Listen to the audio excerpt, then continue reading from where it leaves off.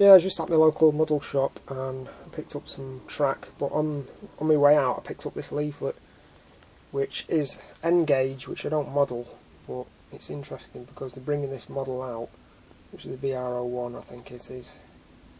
They're bringing it out in N-gauge for the first time ever on the model. You've got DCC factory sound and a flickering firebox and other features on there as well, which is pretty cool because they've never brought that model out before with those features. Plus the HO version of it is coming out as well, so that's the model, that's what it looks like in the catalogue. Very nice model. I've just been getting ready to install some some Fleischmann points, express points, which are a lot longer than the normal ones. You have a long set of blades that switch over. It makes it a much smoother transition from one track to the other on the main lines. They have a floating electrical frog which moves around when the point motor shifts.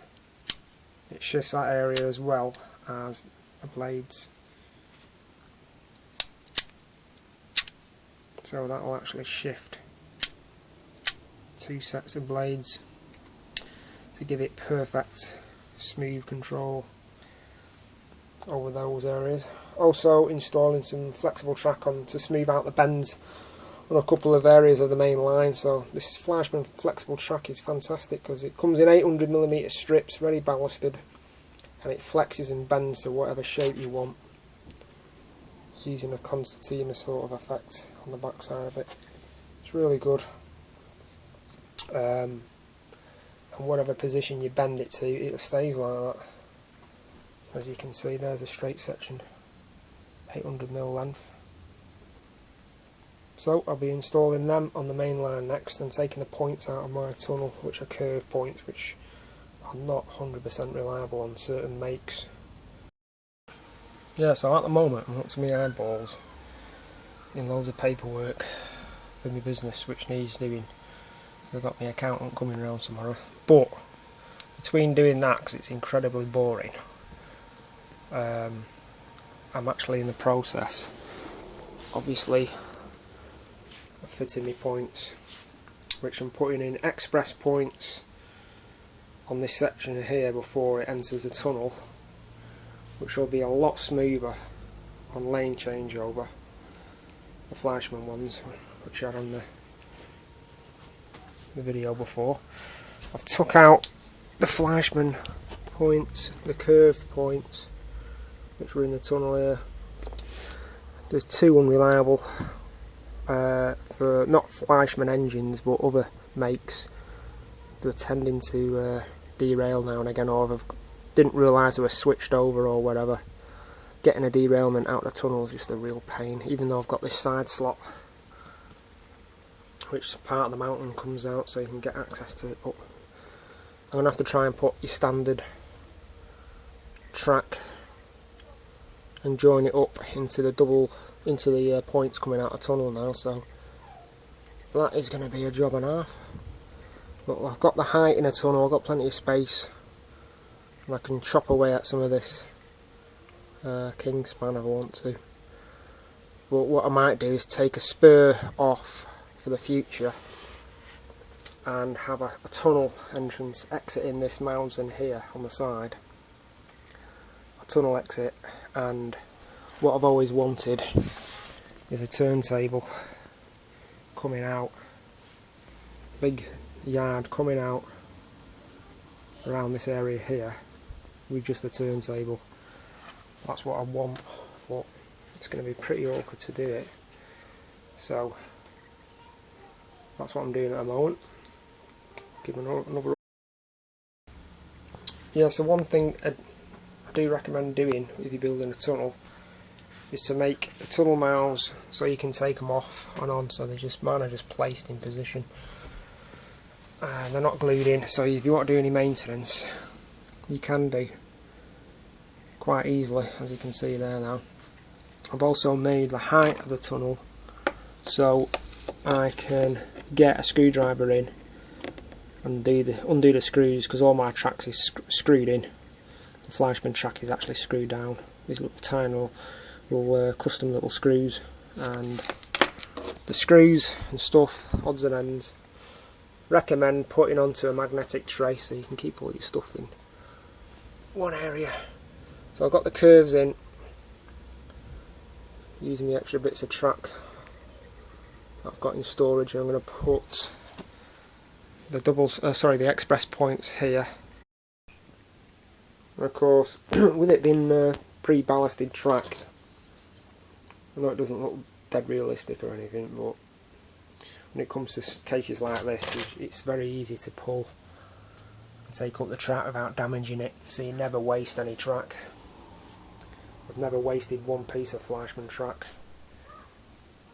So you just cut around the ballast I put down and just lift it. That's the one good thing. The cutting flexible track of all makes, I recommend these cutters. Company is spelled XURON Corp. Track cutters, specially designed for cutting nickel silver track and similar. I would only use it just for cutting your flexible track, nothing else. Do not attempt to use these cutters for cutting any wires or anything like that, because they're specially engineered pliers. So, and I've used them for cutting all my flexible track on my system, and they're absolutely fantastic because you get a very clean cut. You can use the mini Dremels for cutting track as well, but depending on what you're doing. But I use these. Yeah, just another tip. When I put my track down, obviously I place the Fleischmann track down, but where I ballast, I put a coat of paint, light grey paint down first, then PVA ballast over the top of it. This will stop the wood from swelling up or having any problems with warping with chipboard and MDF panelling or boarding. So, plus when you come to deballast, it's a lot easier to scrape off as well using a decent scraper. That's just another one of my tips. Thanks. Yeah, so I've got the points just set up at the moment because I've had to extend the wires for them because they won't go into the module, not long enough, standard wires. So do recommend soldering the wires up, twist them around each other and solder them, and then put some heat shrink around them like this, which I'm going to cut to shape, length rather, and then just use a heat gun like that just to heat the heat shrink up. That's what I use. Always unplug your heat gun after use every single time, is my tip. And the same goes for your soldering iron. When you finish with the soldering iron, switch it off, and even unplug it if you've got kids around, or if you forget to switch it off, the fire hazards. So just another tip. That's what I do anyway. Okay. Yeah, so drill the holes. Wires have gone through. That's how it's looking at the moment. So just put in the new track. This is just to see whether the cables all reach. What I tend to do with the cables, where you can see they've come out underneath the baseboard, they're going to go to a module which is just over there, but always make the cables longer than what you need, so you've got a bit of flexibility. So my cables are just way too long at the moment. So yeah, so the points have been taken out of the tunnel. It's all lined up perfectly, just needs screwing down. But before I do that, I'm going to just run a few trains through it and test it. So if I just select tunnel points on my iPod, you can see everything's working as it should do.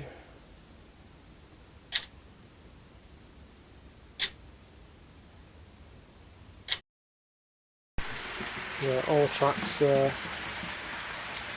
connected up. You just got to run your train through it when you're installing new track to make sure it works perfect before you actually screw it down.